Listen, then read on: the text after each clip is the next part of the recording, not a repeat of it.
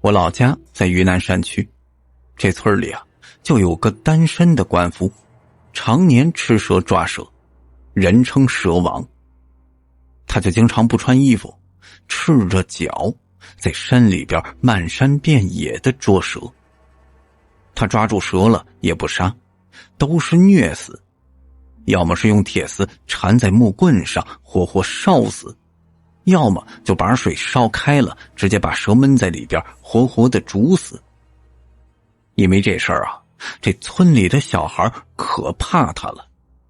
听村里的老辈子讲，他年轻的时候老婆怀孕了，结果呢被毒蛇咬死，一尸两命，导致脑子不正常。但是他对小孩特别好，这有时候啊经常捉了菜花蛇、乌梢蛇卖给餐厅换钱，一部分买点酒，另一部分都拿来买糖给小孩吃。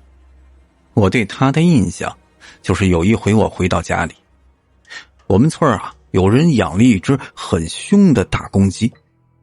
那时候我个子又矮又瘦的，走过那家人门口时，这大公鸡可能是吃了蜈蚣了。我们那儿说呀，这公鸡如果吃了蜈蚣就会捉人。它咯咯的叫着，冲着我就过来了，上来就对着我是一阵的啄，把我的裤子都啄烂了，疼得我是哇哇的大叫。就在这时啊，蛇王跑出来，他一把抓住那只大公鸡给扔得老远，然后俯下身子安慰我，就问我有没有事儿啊。我那时候给吓哭了，一边哭一边哇哇的往回跑。后来我家人还以为是蛇王在欺负我，险些还误会了他。但是啊，我真正意识到蛇王是个奇人，这就是另外一件事儿。大概是我小学6年级那年，我们村有个同学到山上捡菌子迷路了，怎么也找不着。这村里人都说呀，这是被鬼打墙给迷住了。于是村长就发动男女老少一块儿去找。我们从中午找到晚上，举着亮杆，打着手电筒，在这村里一遍遍的找，最后找到一个地方叫做蛇盘沟。这地方呀，村子里老辈子有传闻，说这沟里那个大溶洞里边有一条大蛇，足有10几米长。那白天天气好的时候，就会盘踞在洞口的大石头上吞云吐雾，让蛇盘沟云雾缭绕。传闻最夸张离奇的是啊，每逢初一15，站在蛇盘沟下边，就可以看见那条大蛇对着月亮吞吐内丹，光芒四射，吸收日月精华。这小孩子小啊，我们那时候都是很害怕的。老辈子呀也都比较迷信，就说这晚上是不能进去的。除了大蛇之外，这个地方清末的时候就有很多人在这儿挖翡翠、挖玉石。这沟里啊埋着很多的尸体，都是那时候死在这儿的苦命人。要是晚上进去了，容易被迷着。那捡菌子失踪的小娃有可能就是遭迷了，但是人命关天，那周围都找遍了，都找到这儿了，这不进去也不行啊。于是呢，我们村长就带着几个青壮年，打着手电筒，背着气枪进去了。这蛇盘沟是很奇怪，你从外边看就只能看到山清水秀，月光下林木森森，就是一个大山沟子。可是你一进去呢，这里边的树木就特别的高大，站在沟里就看不到两边，5米左右压根都看不清东西，只能看到影影灼灼的黑乎乎的雾气。那种大山里的瘴气雾气也是很古怪，肉眼看不清楚，这树枝啊什么的在里边就显得特别的狰狞恐怖。然后村长就带着那些人在里边走呀走呀，往那山沟沟里边走。可是他们也不知道是中了什么邪了，就是死活走不进去。这时候村长慌了，然后就连忙带着几个青壮年退出来，但是却找不到出路。蛇盘沟外边的人也慌了，因为这条沟不过200-300米，这进去就算走得慢了，1个小时也该到头了。这村长带着人进去，这都2钟头了，还没见人影。这会儿啊，就有老辈子已经杀了鸡头，敬酒烧香了。就在这时候，蛇王跑来，他就指着蛇盘沟说里边有一根大蛇。这村长和那个娃娃就是被里边的大蛇给迷住了。那村里人有人信，有人不信。蛇王就让大家都离远点儿，说人多了会吓到蛇。那大蛇眼看就要成仙了，这是要化龙，人多了他会生气，会吃人。有些比较年轻的就说这蛇王是封建迷信，这时候怎么可能离得远点啊？当即就拉着火把，举着手电筒就要进去先把人救出来。但是也有老辈子的拦着，因为都知道这条蛇盘沟邪性，这里面有根大蛇的传说也是上百年了，很多的老辈子呀都知道这事儿。再加上这沟里当年死了不少的挖玉人，可是都有点害怕。最后还是村支书一掌定音，让蛇王一个人先进去把村长他们给救出来，其他人呢一部分去别处找，另外一部分就在远处守着。这个折中的办法就得到大家的赞同，于是蛇王就一个人进去了。说来也巧啊，那天刚好15，我们这边啊初一15都是有许多的说头和讲究。农村应该都是这样，村长虽然不信这牛鬼蛇神，但是也比较尊重风俗。他知道这可能是被鬼打墙给迷住了，就安排几个人原地休息，别乱跑，打起火把，然后用手电筒往外边探照打信号。按道理来说，在这种小山沟里用手电筒往外边照，那隔得老远就能看见。但是这大山深处有很多东西，很多事情他就不能按照常理来看。村里人和蛇王都回忆说啊，那压根儿就看不到蛇盘沟里有动静，只能看到黑乎乎的一片，那瘴气特别的浓。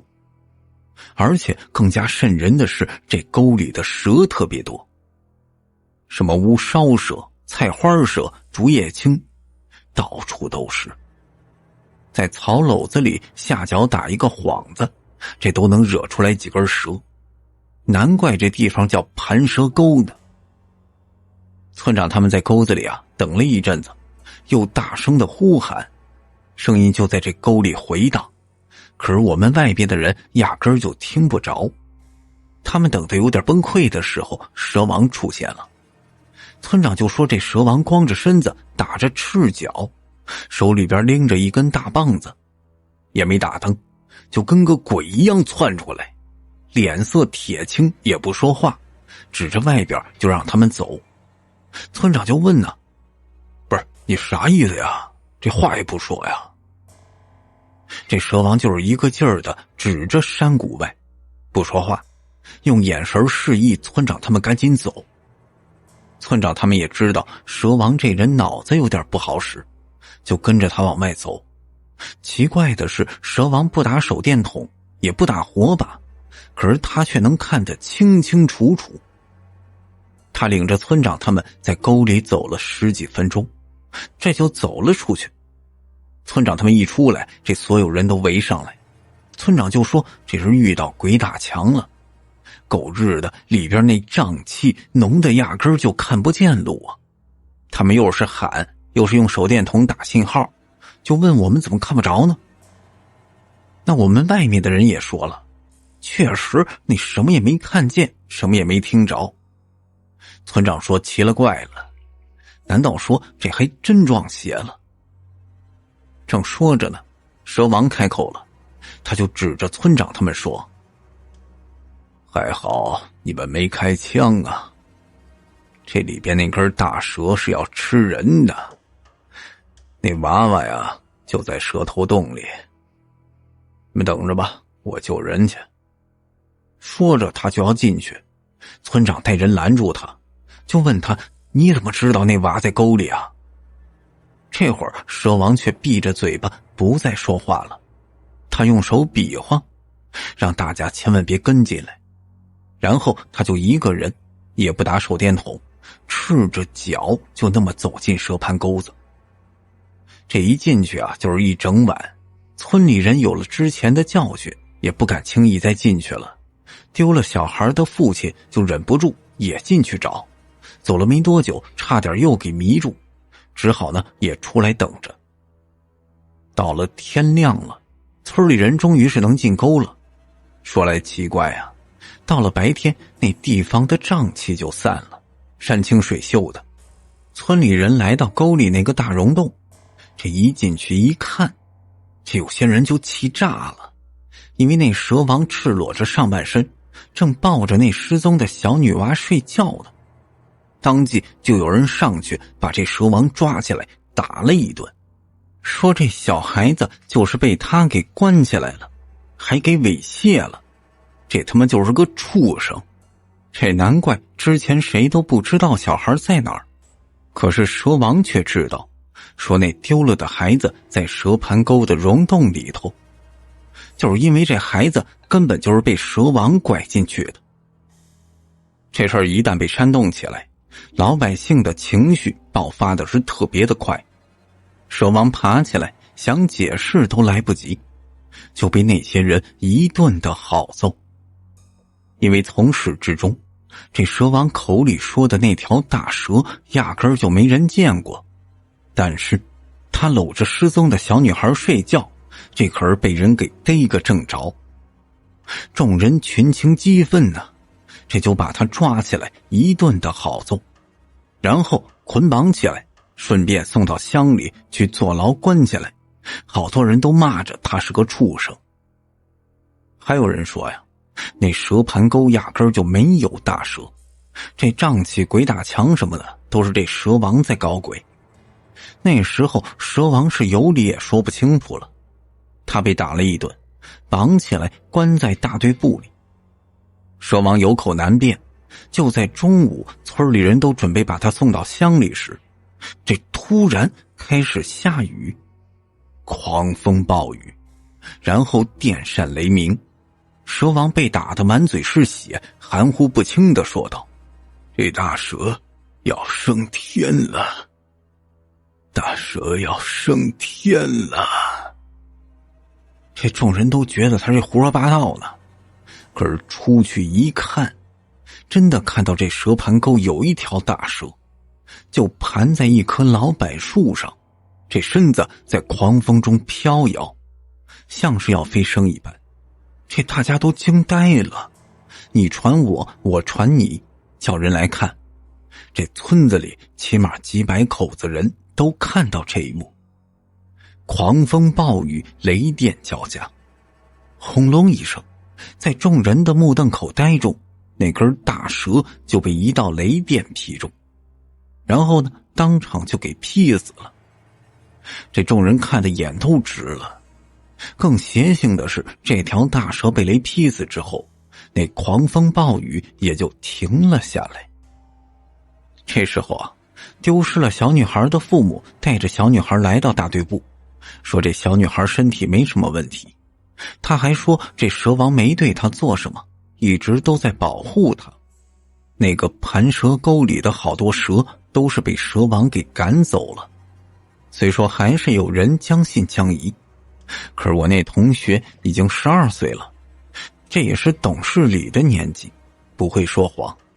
再说这也没必要说谎，再加上之前那条大蛇飞升被雷劈死的事实，这太震撼了。众人看向村长，村长和村支书一合计，就还是把蛇王给放了。这事儿啊，在我们乡传得沸沸扬扬。后来去蛇盘沟里看，那根大蛇长足有5米多，这是一条过山峰，也就是眼镜王蛇。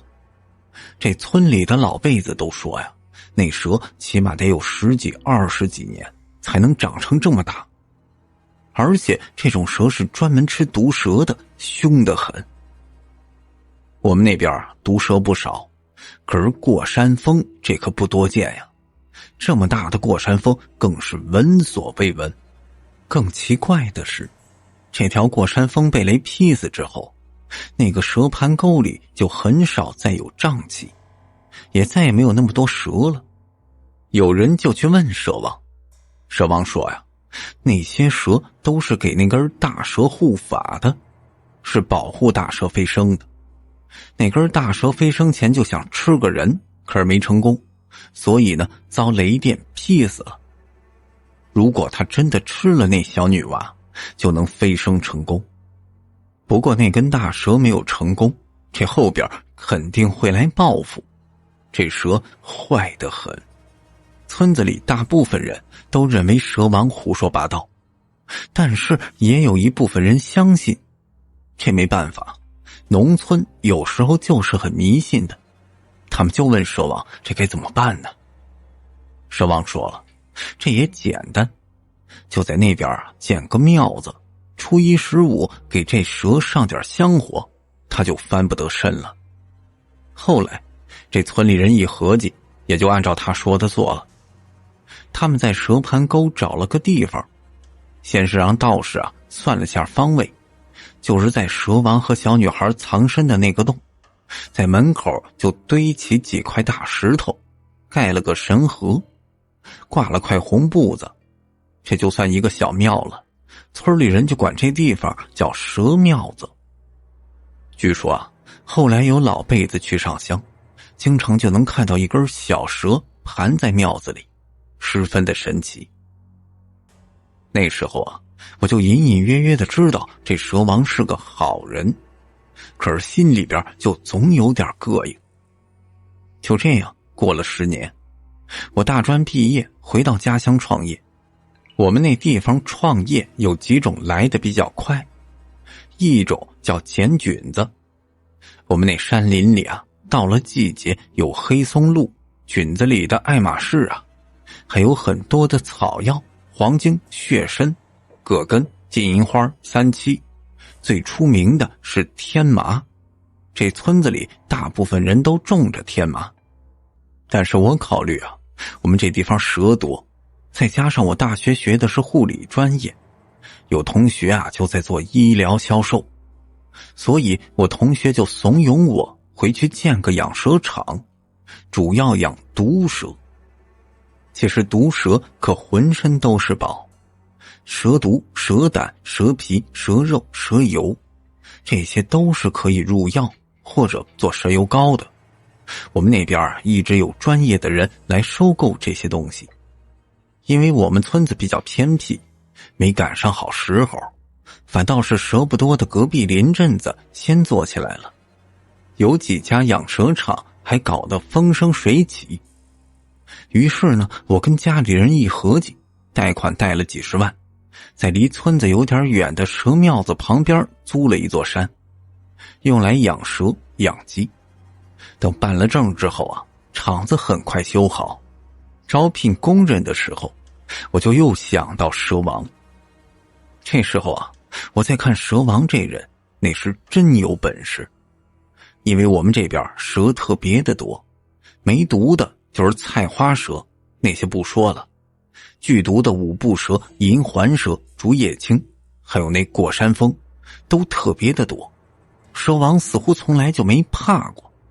于是我拎了2瓶酒，在村头割了2斤的猪头肉，搞了点小豆腐，就到蛇王家里登门拜访去了。这个时候，蛇王的脑子好像清醒了许多，人也变得比较利索，言谈跟正常人也差不多了。他那真名姓杨，酒过3巡，我就跟他说杨师傅，您看您要是方便的话，你去我的养蛇场给我帮下忙呗。这蛇王笑眯眯的，端着酒杯一饮而尽，脸色有些甜红。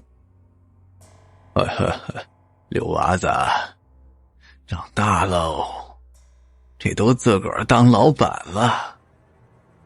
我就嘿嘿的笑，可没成想他那话头一变。哎呦，你那个养蛇场想法是不错，但是那地方没选对呀。在你那地方蛇养不活。我一下愣住了。啊，杨师傅，那是为啥呀？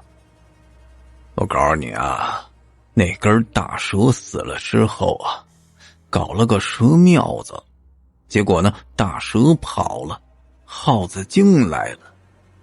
你蛇场那边啊，有一根成了精的大耗子，我去，那家伙个凶得很，你要养蛇怕是养不活。我这一听心里边咯噔一下，心说这蛇王的脑子还是没好撑头啊，这又有点糊涂了。看见我支支吾吾的，蛇王可能是看出来我有点疑惑，笑了笑也没再说什么。请他到养蛇场帮忙这事儿也就没成，但是这丝毫没有影响我这边的进度。大概过了5个月，我的养蛇场就有点规模了。我们那边啊，国家的扶持力度很大，养猪、养鸡还有养牛蛙的都有不少，养蛇的那毕竟还是少数。很快我这场子的销路就打开了，蛇场的蛇长得也很好，好多人都说就是因为我这蛇场建在蛇庙子旁，有长虫保佑。当然这事儿啊，我只能当个笑话。结果到了第6个月，刚到第一批小蛇孵化的时候，这蛇场就出了怪事儿。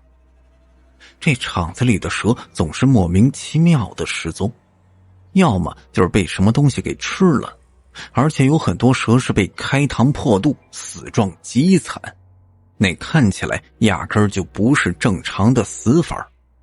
我这蛇场是装着监控的，就去看监控，发现有一些蛇是被天上的老鹰和猫头鹰这类东西给吃的，可是吃蛇最多的就是一团黑乎乎的影子。你没听错呀，就是黑乎乎的影子，只在晚上出现。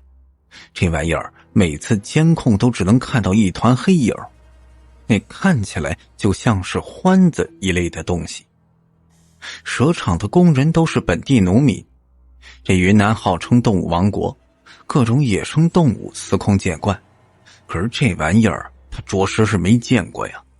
而且这东西啊，它不光是吃我家的蛇，它还吃其他养殖场的鸡。有一家养鸡场，一晚上就被咬死了几十只鸡。很快我们那边就开始流传，有一只野生动物特别的凶悍，专门去咬养殖场养的东西。有半个月，我就天天的住在蛇场，搞得心力交瘁，想尽了办法都没抓住这东西，只是影影绰绰的看到模样了。瞧着呀，这是一只灰色毛的小兽，尾巴很长，就像是小狗那么大，速度极快，很是凶猛。有天一个工人差点抓住它，而且还险些被这东西给咬了。这四里八乡的平常也没什么新闻，这事儿就还挺轰动的。我们几个养殖场也是用尽了办法，都没逮到那玩意儿。最后我猛地想起来，这蛇王跟我说过，当年那条大蛇死了之后，我们这边有根成了精的大耗子。难不成那团黑影就是那个大耗子吗？我那段时间刚建厂，千头万绪，一时间也没把蛇王的话想起来。这会儿仔细一想，觉得那团黑影还真有那么几分相似。于是我就火速的让厂里的工人好好的打老鼠。结果呢，除了在养蛇场抓住一些田鼠是一无所获，因为这蛇本身就吃老鼠啊，我们蛇场压根儿就不可能有耗子。索性我又拎着几瓶酒去找这蛇王。这次蛇王也没卖关子，直接就告诉我，这阵子呀，到处咬养殖场畜生的就是那只耗子精。当年那根大蛇有个死对头，就是这大耗子。那根大蛇被劈死之后，这大耗子就没了竞争对手，所以呢，这阵子特别的猖狂。这蛇吃耗子，可是耗子成了精了就吃蛇，这耗子精一般人根本就逮不着啊。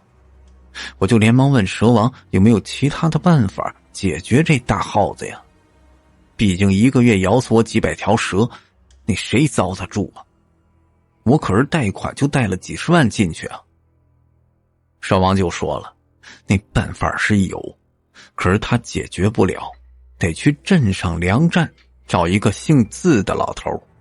那个老头在粮站养猫，粮站的人都知道，那边人啊都喊他叫猫王。你要是请得动猫王来帮忙，这耗子精根本就不叫事儿。我一下愣住了，猫王？蛇王点点头，就让我先干饭，干完2碗饭之后他带我去。吃完了饭，我就开着车拉上蛇王，蛇王喊我买了几瓶酒，买了2条烟，然后我们一路去镇上。我们那个小镇啊在河边，之前还有个铁路枢纽，挺繁华的，这几年渐渐的没落了，那大街上大部分都是中老年人。而猫王所在的粮站，那就是我们镇子的正中间。那时候这儿可是繁华，我就记得吧，小时候每年我们都要交粮食，大人们就会用扁担挑着粮食来这儿称，然后交公粮。那时候能进粮站工作的人可是特别让人羡慕，这铁饭碗啊，饿不着的。不过啊，这几年粮站来的人越来越少，以前高大威严的建筑现在是感觉又矮又旧。我们到了地方之后一打听，这才知道现在国家储备粮都是统一放在县里，这镇上的仓库就被租给别人卖电动车当仓库了。至于猫王呢，这会儿就在粮站投资的一家国营大米厂上班。于是我们就又开着车找了一阵子，这才找到那家米厂。刚到地方，蛇王就指着前边说，看，那就是猫王。我看了一眼，就发现一个有些秃顶的中年人，这一只手啊拎着一个箩筐，箩筐里有一些鱼。他在前面走，后边就跟着20-30只猫，看起来有家猫也有流浪猫。这些猫是一个个温顺无比，在他屁股后边撒娇呢。这中年人喊一声，就丢一条小鱼出去，那些猫也不抢，一个个按顺序乖乖的吃鱼。这米厂的人都见怪不怪了，可是我看得稀奇呀，我就问蛇王，这猫王还真有点意思呀。嘿嘿，这有啥子呀？我告诉你啊，那耗子精啊，见着他就怕，他带耗子都不用猫。不信你看着。我说真的假的呀？我还真不信这不用猫，他用手逮啊。呵呵呵，这你小子就不知道了。这猫王啊，逮耗子，他只要把猫放出去，那些耗子就会自个儿跑到他跟前儿，露出肚皮让他逮。哎，信不信啊？我这虽然心里是不太相信，但是看这蛇王说的信誓旦旦的，我也是忍不住啊，就在心里边嘀咕。于是我就摇了摇头，说我这没看到之前，我也不敢信呢。蛇王就让我自己看，于是我就跟他偷偷的跟在这猫王后边，看着这猫王到底在干什么。他就带着这20-30只猫，那似乎是在巡场。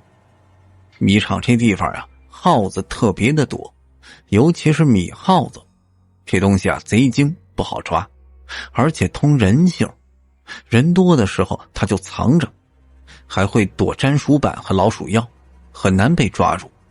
可是猫王带着那些猫溜了一圈，简直就像捅了老鼠窝了。我就看到那边一只只耗子上蹿下跳的，从迷场的墙角和这仓库里窜出来。但是有这么多猫在，这些耗子可是怎么都跑不掉。其中有一只耗子就极为显眼儿，这只大耗子都有小猫那么大了，毛发黑黝黝的发亮。它左边跑几步被几只猫拦住，右边跑几步又被几只猫拦住。在我的目瞪口呆中，这大耗子居然嗖的一声跳起来，朝着围墙上窜去。可是这大耗子自然没逃过猫王的眼睛，他就学着猫叫了几声，然后指了指那只大耗子。这时神奇的一幕出现了，那20-30只猫里边分出来7-8只大猫，就像是捕猎队似的，分工协作，有的围墙，有的驱赶。很快这大耗子就被赶到猫王面前。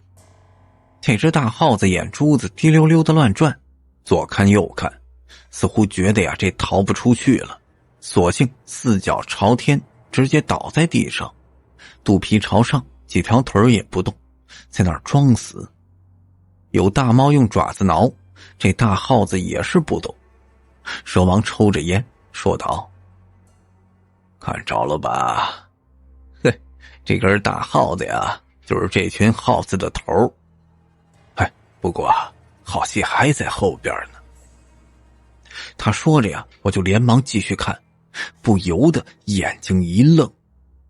只见这只大耗子黑眼珠子滴溜溜的乱转，趁着那只猫扭头的瞬间，从地上一跃而起，跳起来老高，这嗖的一声就向着远处窜去。随后突然不知道从哪儿就出来好多的耗子，前赴后继的往这些大猫身上窜，就像是在帮这只耗子王逃跑似的。那厉害吧？蛇王就问我，我点了点头。说实话，我这都看呆了。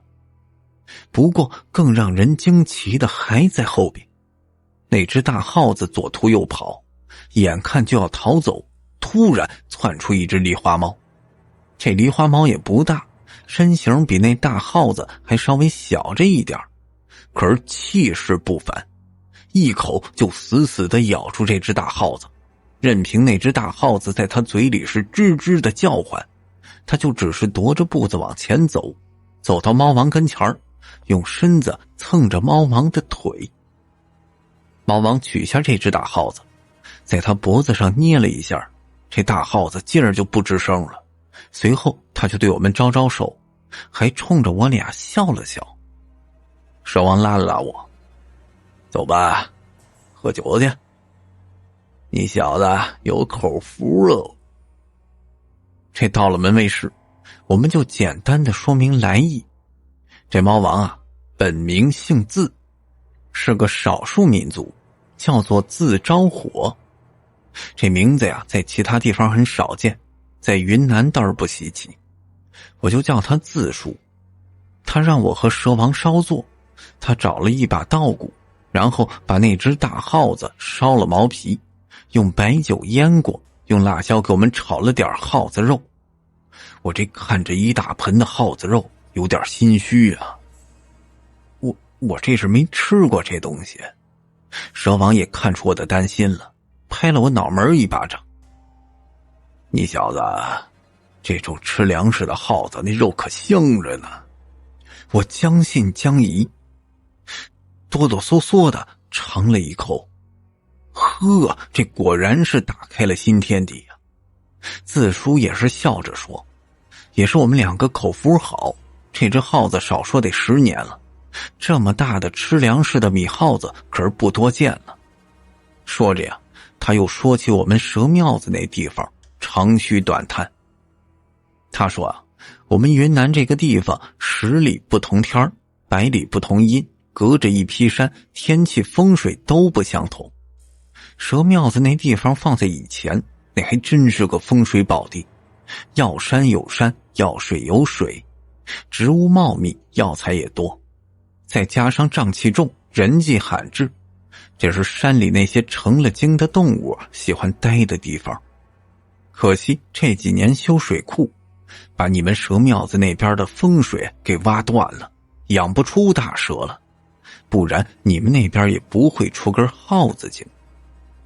至于说所谓的耗子精啊，这也不是什么稀奇的，动物年岁多了，在山里边吃药材，吃了天经地宝，是要比一般的动物成精灵性些，寻常的方法自然逮不住这些东西。我就连忙请教他，就问有没有什么办法能对付这耗子精啊？毕竟这只大耗子着实可恶，给我这蛇场霍霍了几百条蛇不说，那周围的养鸡场、养猪场都遭殃了。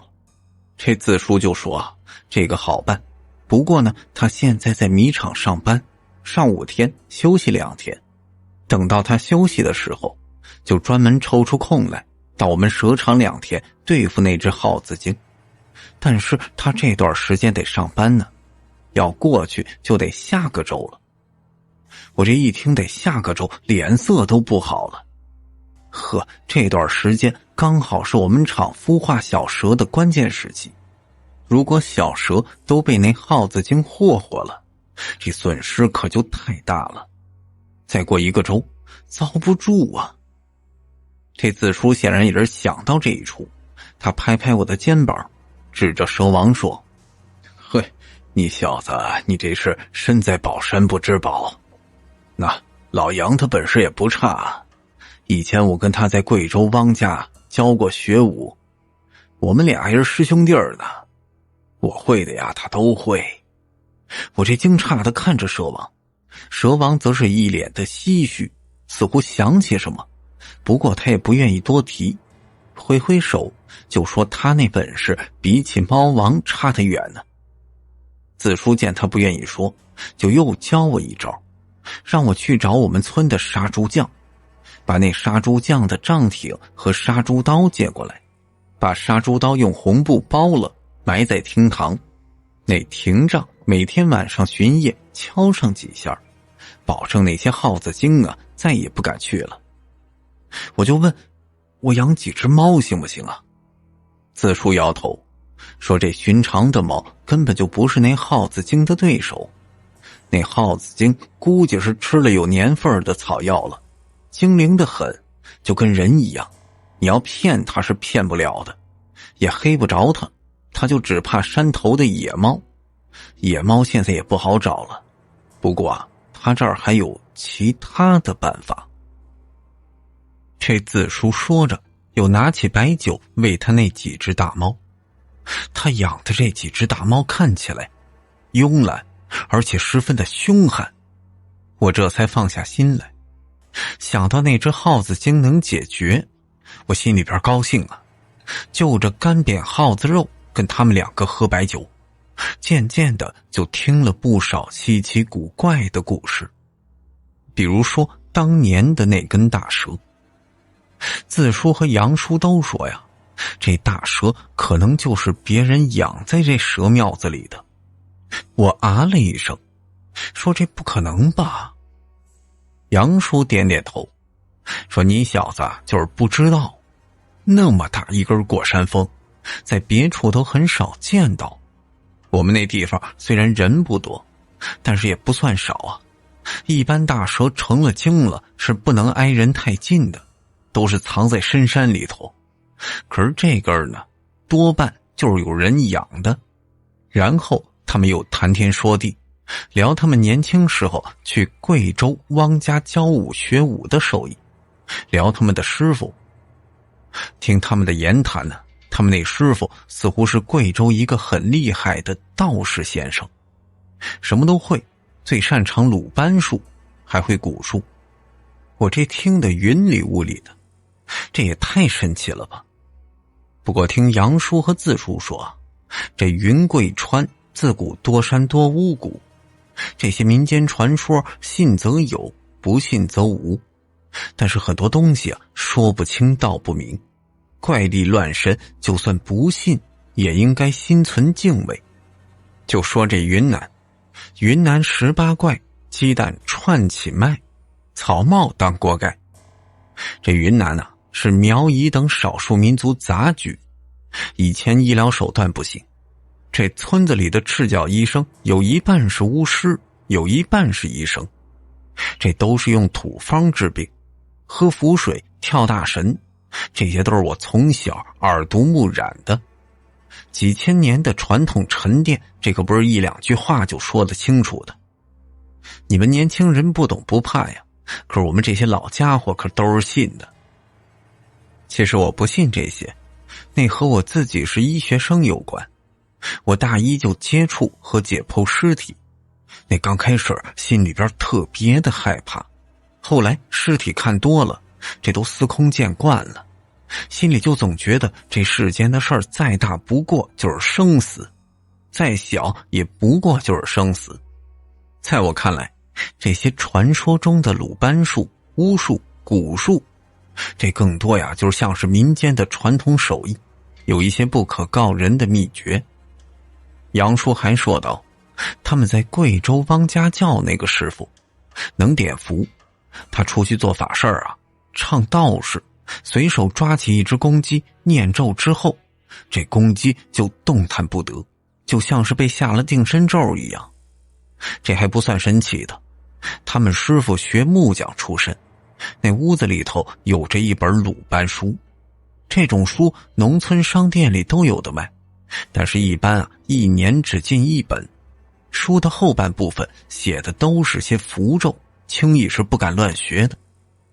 这个鲁班书我是听说过呀，就是木匠的墨斗可以治僵尸，以前还有这么个故事呢，好像说的就是有个主人家得罪了修房子的木匠，这木匠就在他们家的煞位钉了一根木楔子，结果呢这家人就生病了，畜生也养不活，没多久差点都死绝了。到后来就请个别的一看，这是房子的房梁被木匠给整了。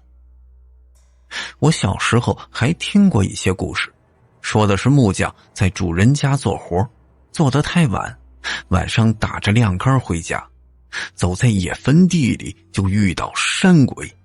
这山鬼是吃人的，他扒着棺材出来就要吃这木匠。这个木匠也是挺机智的，他就假意的说自己刚走得满身是汗，让山鬼先坐一会儿，等自个儿身上的人气儿消了再吃。山鬼一想，这人心肝里的热血要是凉一下那才好吃呢，于是他抓着木匠，让木匠在棺材边上，防止木匠跑了。结果这木匠急中生智，一把把山鬼撞进棺材，然后再把这棺材盖给盖住，用墨斗线把棺材缠起来，山鬼动弹不得，最后被困死里边，木匠得以逃脱。就这一类的故事呀，我也是听过不少，都是说木匠的，但是杨叔他们说这故事多半都是真的，那个木匠就是学了鲁班术的，不然区区的墨斗线怎么可能困得住山鬼？他们师傅啊，也就是学了鲁班书方面的符咒，这门手艺很厉害。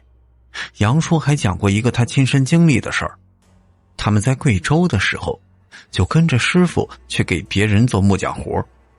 这有一次呢，一个老辈子请他们打寿材，就是棺材，师傅前脚跨进门，一看这木头是横着放的，头朝尾，尾朝西，而且木头是2寸，脸色就有点变了。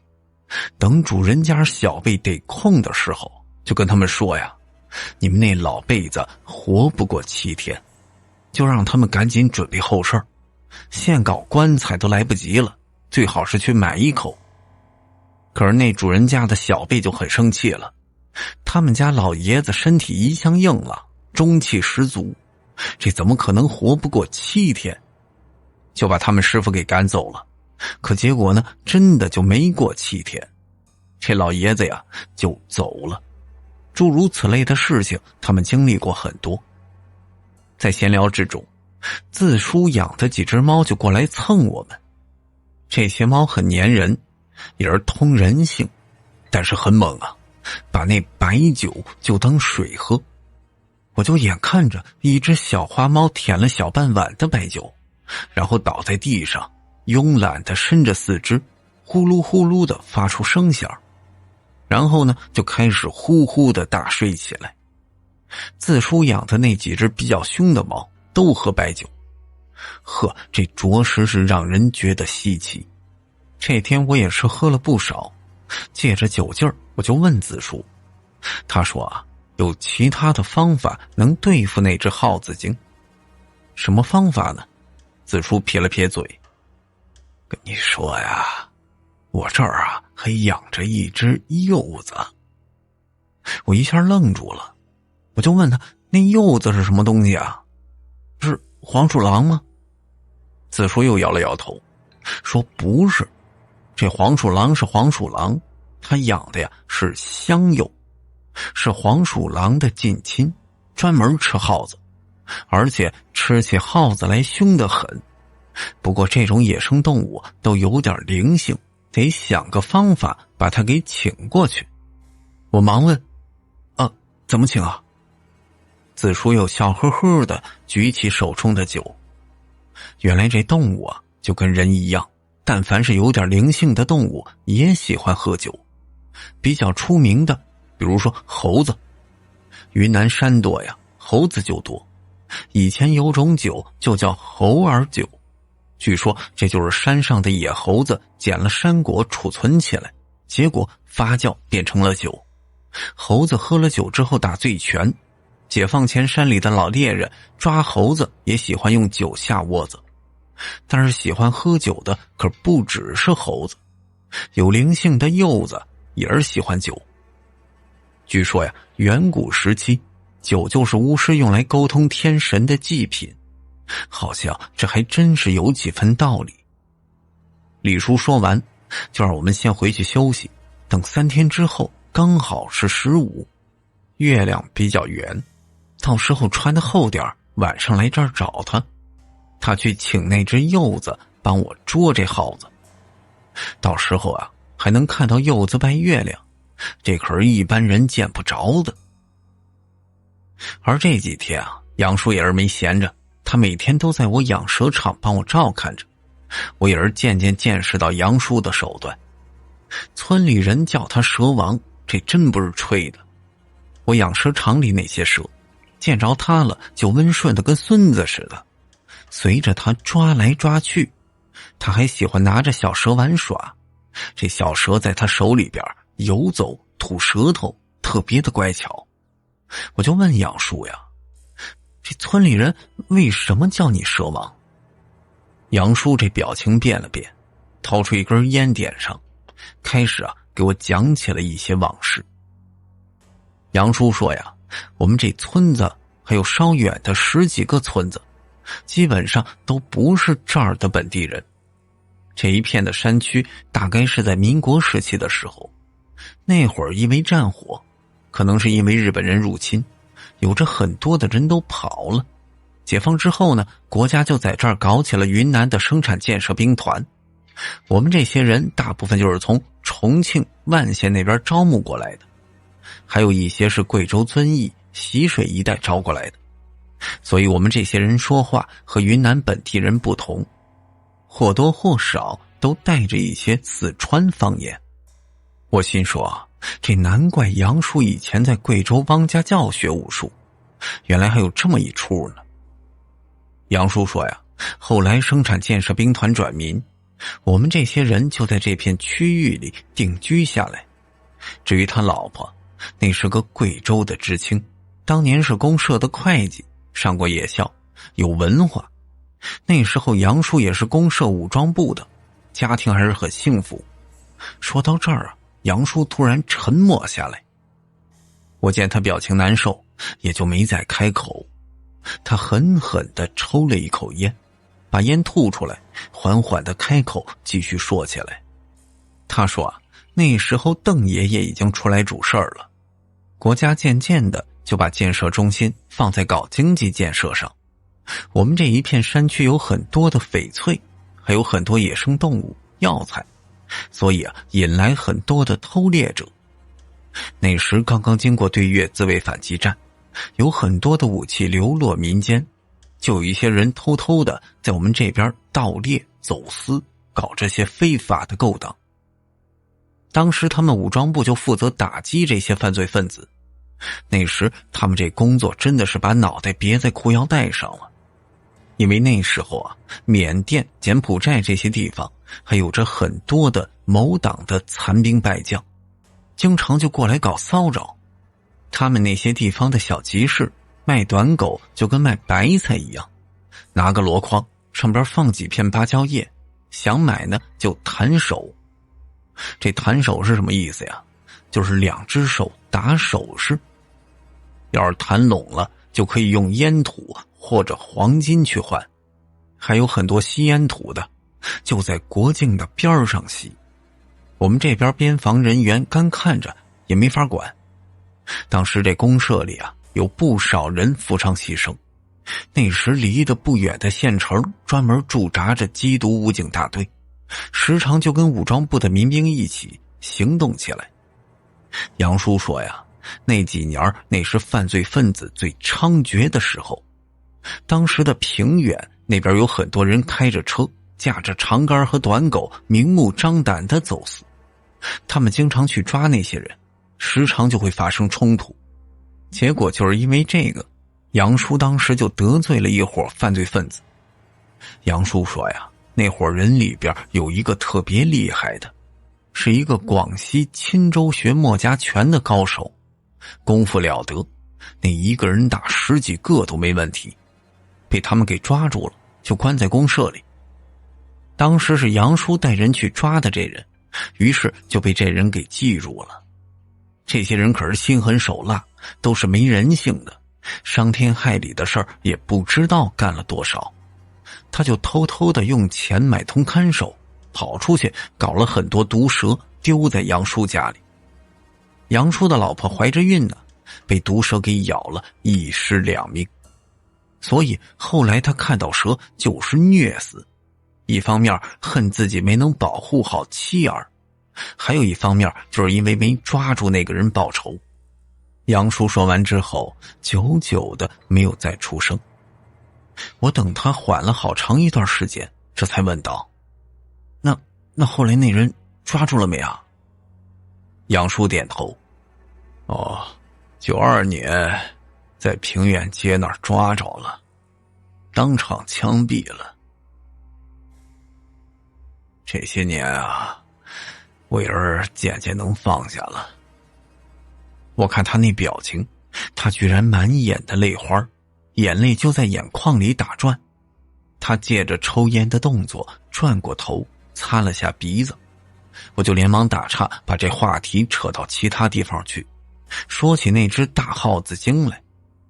我就问呢，那啥，杨叔啊，我们这地方怎么会有这么大的耗子呀？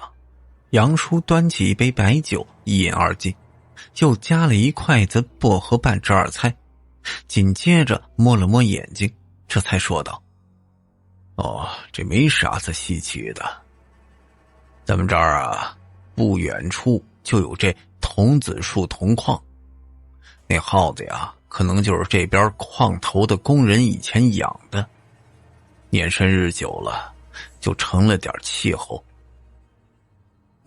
那矿洞里为啥养耗子呀？这杨叔说呀，自古的煤矿、铜矿、金矿，这些挖矿的工人都会在矿洞里养耗子，因为这如果有老鼠在这洞里边，就说明这跟前是比较安全的，没有危险。如果有瓦斯泄漏、透水、地震这些耗子就会先跑了，会叫唤，所以啊，这也不足为奇。他以前就见过专门养耗子的奇人，有一些是江湖卖艺的，会养些东西，比如他就见过养猴子的，这猴子精灵古怪，听得懂人话，晚上那些手艺人就会偷偷的让猴子去偷东西。还有训练猴子运烟土的，不过那手艺可是得学很长时间，现在基本上都没人会了。我又问杨叔，说这世界上有没有轻功这种功夫呀？杨叔点点头，呵呵，所谓轻功啊，我们汪家教就有，我当年抓到的那个广西莫家拳的那人也有。以前学武术那都是师傅带徒弟，带一辈徒弟啊，几十个人，真传也就2、3个，而且这2、3个只真传1、2手绝技。所以呢，到现在这会武术的人就越来越少。这我们当年啊，就有师兄弟学轻功的，可是这轻功呀也没多稀奇。他就讲了一下这轻功是怎么练的。他们当年在贵州的山咔咔头学武，一边帮着师傅种地挖土，一边去山头采药做药，学着做木匠的活路。所谓的轻功他就见过师兄弟练。这一开始就是蹲马步，等这马步蹲了1、2年，能举着石锁过3关6洞，这时就在地上挖一个3尺的坑，在里边练纵跃，然后慢慢的增加。这等到1丈的土洞都能跳出来，这时腿上的功夫基本就扎实了。然后搞一个大陶缸子，在里边抹上油，拖得光溜溜的，就在这缸子里边练脚步。脚不能出缸了，再练箩筐。箩筐要边有7尺宽长，在上边打拳腾挪，脚不离筐，筐不乱动不乱翻。这时就可以去练牙功了。杨叔说呀，这轻功里最难练的就是牙功，要在这悬崖峭壁上攀爬，然后从上边纵跃下来。练脚步泄力泄劲儿，要想学会这个，没个7、8年的功夫入不了门。而且轻功这功夫呀，门槛在门的里边，除了练功，还得用药材摩擦身体，吃各种的草药，打熬身子骨。现在这年岁啊，很难练成了。其他的比如说什么缩骨功这些，那就都差不多，但是也有练好的。比如说练个拳脚，出去不被人欺负，学2、3年就能有所成就。中国传统功夫最重要的就是扎马步，马步扎得稳当，桥是桥，路是路，腰杆子当间，手是2扇门，脚打8面人。而且以前学功夫学得好的都会点医术，就他自己也是个半吊子的赤脚医生，寻常的抓点中药治点感冒，这都不在话下。他还叮嘱我呀，要对这些传统保持着敬畏。就比如说我养蛇，有没有注意到我这蛇场周围有很多的蛇泡，而且长出一些药材来。这老人就有句话说，蛇毒出没处，7步必有药。这个要说的呀，就是蛇毒出没的地方，7步之内就有解药。这话不假，万事万物相生相克，人生在世，保持敬畏总是好的。就说这耗子，其实这耗子精本身在大山头不愁吃喝，可是现代社会发展太快了，养殖场又很多，那耗子呀，以前找吃的很困难，现在到处是养殖场，随便吃，所以它就和人越来越近了。就算是把那根耗子逮住了，也不知道后边会不会有其他的东西。我就点了点头，管他酒足饭饱，杨叔就去休息了。他也是嘱咐我好好的休息，因为明天字叔就要来了，他还要带着我们去见识见识他怎么请柚子。这一夜我也是睡得十分安稳。第二天一早，我就开着车前去接字叔。我本以为这字叔叫猫王，那应该会带着很多猫跟我一块儿去，可结果呢，让我大吃一惊。这字叔啊，就拎着一个小背篓，背着一直看起来蔫兮兮的狸花猫。这只狸花猫看起来也不是特别大，无精打采的就窝在这背篓里边睡觉。我就问子叔啊，那啥，子叔啊，这猫是最厉害的一只吗？子叔笑了，说不是，但是啊，这猫是最敢拿耗子的。他说啊，现在大部分的猫胆子小，不敢到山上捉老鼠，可是这只猫呢，那是从小在野外生长下来的，很小就会捉老鼠了，胆子特别的大。然后他就安排我去搞点鸡蛋，再弄点香油，最后割点肉，专门要里脊肉，再弄点猪油，这就差不多了。我把这些东西都准备好，顺便还割了几斤的卤肉，1只鸭子，又买了一些我们当地的粮食酒。正好杨叔也来了，我们这3个呀就在养蛇场搞了个锅，炖着青菜豆腐，顺便等着深夜。子叔说呀，今儿是15，月亮会比较圆。这种时候，深山老林里边那些成了气候的动物都会出来拜月亮。我这人听得一惊一乍的，心里边琢磨，这是真的假的呀？说实话呀，虽说从小在这儿长大的，可是自从学医之后，我对于山精水怪之类的压根儿就不相信了。我们大一的时候就开始上解剖课了，刚开始也害怕，后边能一边上解剖课一边吃东西了都。再后来就感觉这人最大不过是一死，没什么可怕的。但是这段时间发生这些事儿，越来越打破我固有的价值观和三观了。也许呢，人年纪越大就越相信命运。晚上我们就一边喝着酒一边聊天，时间倒也是过得飞快。杨叔告诉我，我们这片地方以前是风水很不错的，可惜就是那些年开山挖路，尤其是挖水库，把我们这风水给断了。很简单的例子就是，这些年山上的药材是越来越少。这不用杨叔说呀，我自己也知道。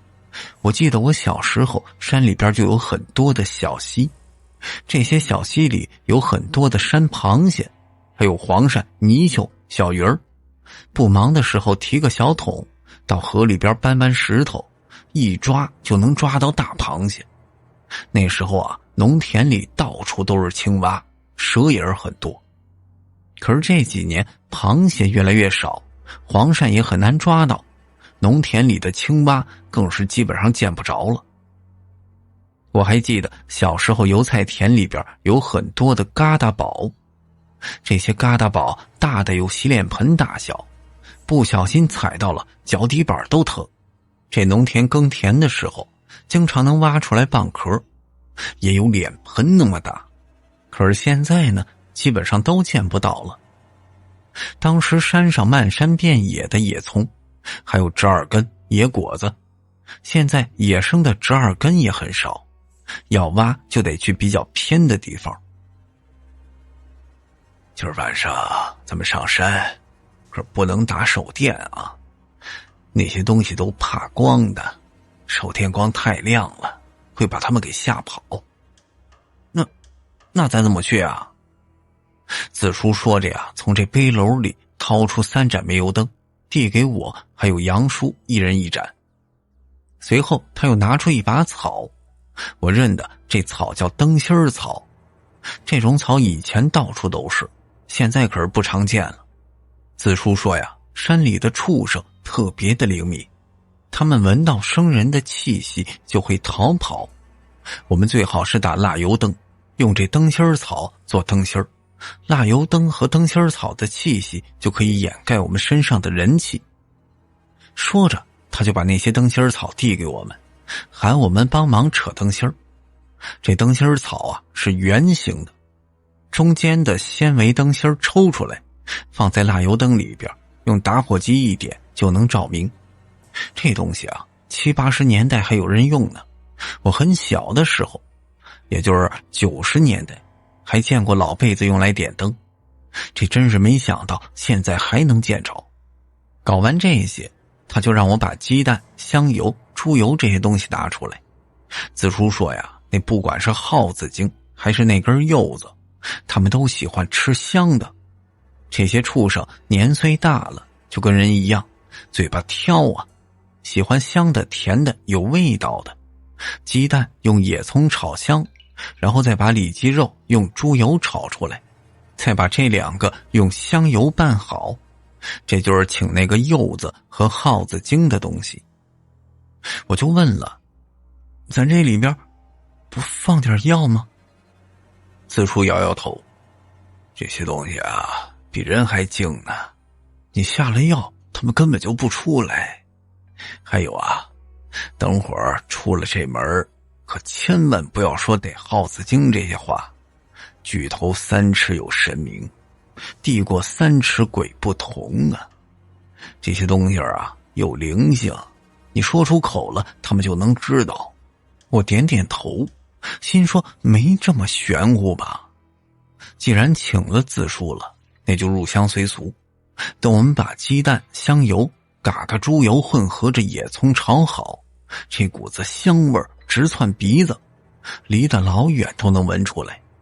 这时他带的那只蔫兮兮的狸花猫就像是换了个猫，眼睛闪着光，绕着他蹭来蹭去的。自叔给这只狸花猫一些肉，说啊不能把它喂太饱。那狸花猫吃了之后，自叔就抱着狸花猫嘴里嘀咕几声。这只狸花猫在院子里打了打转，就朝着山上跑去了。走，跟上。这自叔提着蜡油灯让我们跟着。以前没注意啊，15的月亮确实是圆。今儿晚上这一轮巨大的月亮挂在天上，山峦都看得很清楚。这些年我们这片山上的树木都少了很多，那大部分的森林都被砍了种枇杷、芒果这些水果了。其实不用打蜡油灯也能看得清楚。那只狸花猫在我们面前跑来跑去，不时地回过头看我们几眼，居然慢慢的就跑到当年的蛇盘沟。现在这蛇盘沟啊已经没有瘴气了。杨叔看到这里也是感慨万千。我就问杨叔啊，那啥，杨叔啊，以前这地方那么多蛇，还有瘴气，现在这人怎么了？杨叔叹了口气，以前瘴气重，那是因为有地气呀。所谓这地气呀，跟风水息息相关。现在这边风水都被破了，地气聚不着了，也就自然没瘴气了。不过这蛇庙子还是这边的地眼儿，那稍微懂点风水的都知道为啥要在这儿建个庙子。正说话呢，自叔突然对我们打了打手，让我们别再说话。我们3个就俯下身子朝着蛇庙子看去。也不知道是谁呀，在那边点了香烛纸钱，这蛇庙子还有点点的火光。在火光之下，我们居然就看到有一只黑乎乎的庞然大物在蛇庙子旁边弓起身子，嗡嗡地叫着。我这瞬间感觉头皮发麻，浑身的鸡皮疙瘩都起来了，蹲在地上不敢出声。杨叔拉着我，喊我别说话。我就小声地问，这什么东西啊？杨叔扫了一眼，说可能是鹿子或者野牛。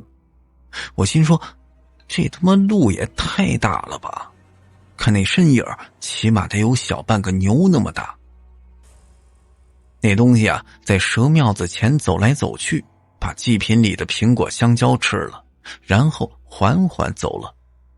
等那团黑影走了之后，自叔才带着我们2个走进蛇庙子。这今天晚上那根耗子精肯定来这儿，我养的那柚子也肯定过来，不过它不一定能逮住耗子，所以啊，这猫也很重要。自叔一边说着，一边吩咐我们把之前炒好的猪油、野葱、鸡蛋放出来，然后让我们躲在蛇庙子后面，不能出声，不能抽烟，再点上香烛，就等那耗子精出来。然后自叔就拿起他自己准备的香烛，他告诉我呀，他的香烛和普通的不一样，他这香烛啊，用的是山里面的草药做的，里边有股奇香，一般的动物闻不出来，可是那耗子精和他养的柚子肯定能闻出来。至于为什么，到时候就知道了。这接下来就是漫长的等待，这种事儿还挺有意思的。期间那只狸花猫悉悉嗦嗦的跑到周围抓了几只耗子，就摆在我们跟前儿，它也不吃。我这已经很久没在这种野外常待了，这儿能听到虫鸣和猫头鹰的叫声。大概到了夜里2点的时候，月亮更亮了。这时候的月亮简直就像是清水一样倾泻在大地上，月光之下一切都看得清楚。我和杨叔、自叔都没有抽烟，也没说话，他们就抱着膝盖蹲在蛇庙子后面，闷不作声的养神。突然我就听到一阵嗦嗦的响声，这响声就像是有小动物踩在草上的声音。周围很安静，这种声音特别的引人注目。我就很快地看到前面的草丛中有一团黑乎乎的影子，这团影子有着一双淡绿色的眼睛，正散发着淡淡的光芒。它缓缓地挪动，伸着鼻子对着我们放在前面的香葱鸡蛋嗅了嗅。我还能看到它有一根很长的胡须。我的天哪，这他妈耗子是我这辈子见过最大的耗子了。它完全就跟只狗那么大，肚皮也是圆滚滚的，毛发有些炸，灰色的毛中带着些白色。仔细看看，这耗子精的胡须都变白了。它眼珠子很有灵性，滴溜的乱转，盯着我们放在祭品台子上的吃食。那些吃食浇了香油，味道很浓，隔得老远都能闻着。但是除了这些，还有一个白碗，这碗里边有一大碗白酒，自叔还在里边烧了一张纸符。那只大耗子这会儿就跟个人似的，慢慢的蹒跚着走到我们放的祭品跟前儿，用鼻子嗅了嗅，就小口小口的吃了起来。我这看得特别稀奇啊，这可是我第一次这么近距离看到耗子吃东西。它就跟人一样，用手抓着那些肉和鸡蛋往嘴里边塞。吃了一会儿啊，它似乎觉得嘴巴边上有油，还用那2个爪子洗脸，用爪子把自己胡须和脸颊上的油渍擦了擦。之后这只耗子精小跑着，慢慢的跑到那碗白酒跟前儿，用爪子端着白酒碗，这就开始喝起来。这时这只耗子精做出一个端的动作，我他妈这都看呆了，也不敢出声。自叔和杨叔都见怪不怪了，就盯着那大黑耗子喝酒。等这只大耗子喝了一会儿，他露出一个很满意的表情，又用爪子擦了擦脸，然后他小跑着跑到自叔点起的香烛跟前儿，就跟人一样闭着眼开始用鼻子嗅那香烛烧出来的香。他那表情就像是人在闻好闻的食物似的，越吸越过瘾的那种表情，感觉那就像以前地主老财吸烟吐的那模样。我吞了口唾沫，看了看自叔，自叔对我们使了个眼色，跟我们说啊，千万别出声。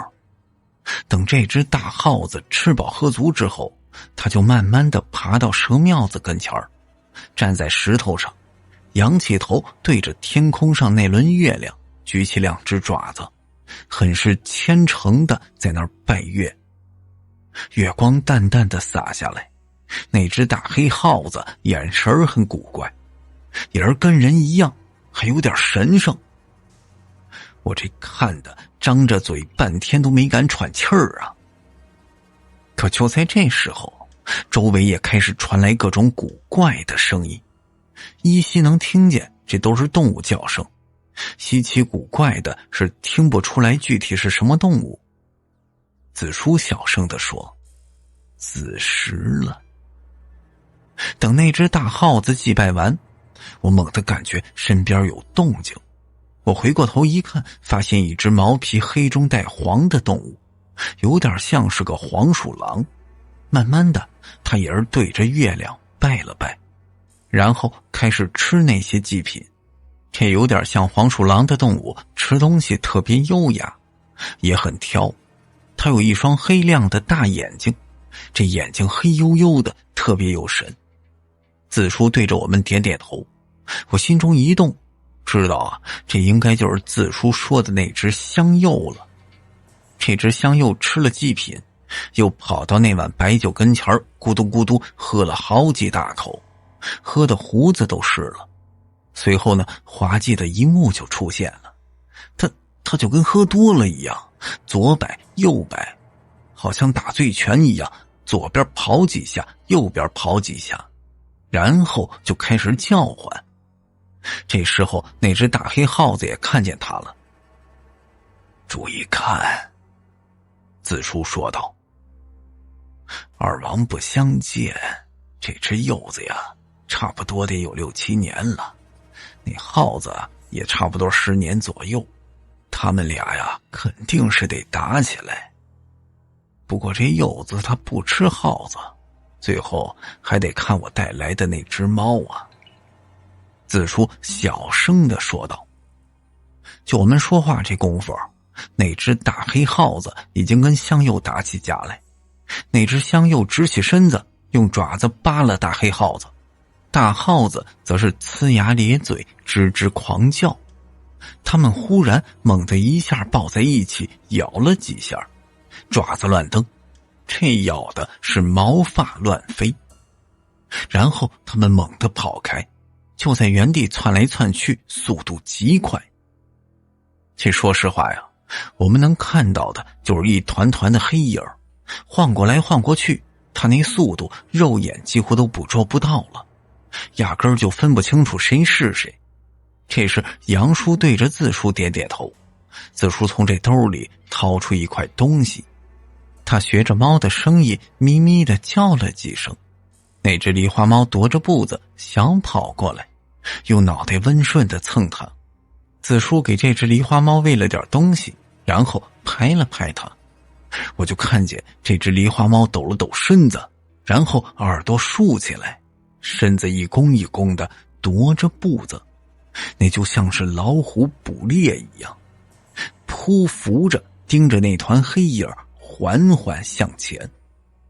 他窝在石墩子上看了一会儿，在那2团身影分开的一瞬间，猛地上去用爪子勾了一下。随后我就看见那只小狗般大小的耗子精被这只狸花猫叼住脖颈。这说起来有点搞笑啊，这只狸花猫只有那只耗子精1半大，那只耗子精的身体却被它给叼着，大半个身子拖在地上。这狸花猫却是一点都不害怕呀，可是那只香柚则是瞪着黑黢黢的眼睛盯着狸花猫。我眼见这俩可能也要打起来，有点担心。但是那只狸花猫居然全身的毛发都炸起来，发出嗤嗤的声音，这听得人浑身发毛。这时子叔也站起来，他又拿出一炷香，点燃放在祭坛上。那只香柚很灵活，闪了几下跑到一边去抱住那炷香狂嗅，也不怕人。这时啊，子叔又用手逮住那根耗子精的脖子，拿出小刀在他后脑上扎了一下，拍了拍狸花猫让他放开。狸花猫放开之后，子叔又用刀子划开那根耗子精的肚皮，这顿时一股黑血流了出来。子叔把这耗子精的心刮出来，丢给那只狸花猫吃了。然后子叔小心翼翼地把这耗子精的皮给剥了，顺带着从它肚皮里挖出来一块琥珀色的闪烁着幽幽光泽的东西。这东西吧，有点像是结石，可是那又不完全是石头，有着一些晶莹的质感。杨叔说呀，这耗子呀差点就成精了，那这就是内丹。我诧异地看着这石头，内丹？子叔和杨叔都点点头。杨叔说呀，这狗有狗宝，猪有猪宝，牛有牛黄，山上的精怪成了气候的都有这东西儿，不足为奇。不过啊，这耗子看这内丹是黑黄色的，多半啊，这狗日的耗子吃过烟土。这东西啊，不能把用，得烧了。自叔也是点点头，他从背篓里拿出一个陶罐子，然后把那只耗子精的肉和内脏全部装进去，倒了很多的蜡油和酒，又烧了一张符咒，看了看天光，找一个背阴的山坡，把这陶罐给点了。说来奇怪呀，之前那个耗子精的肉是臭香臭香的，这会儿点燃之后变得奇臭无比，这臭的闻见就发呕，我被臭的眼泪鼻涕横流，一直在狂吐，那后边吐的胆汁儿都快吐出来了。要不是杨叔给我找了一些草药，让我煎了之后喝掉，我估计后边会更为恼火。自叔处理完这事儿，将那耗子精的皮带走。他跟我说呀，这耗子精的皮可以拿来做法器，至于怎么做呢，他倒是没说。这一夜过后，我们养蛇场和周围的养殖场就再也没有什么东西能搞事儿了。而随着养蛇场的规模渐渐扩大，我就发现啊，以前那些民间习俗离我们的生活并不太遥远，尤其是在我们生活日渐富足之后。难怪以前有人说了，这越有钱的人就越会迷信。于是呢，我就决定好好的跟着杨叔和子叔学一学。当然了，这就得听下一个故事了。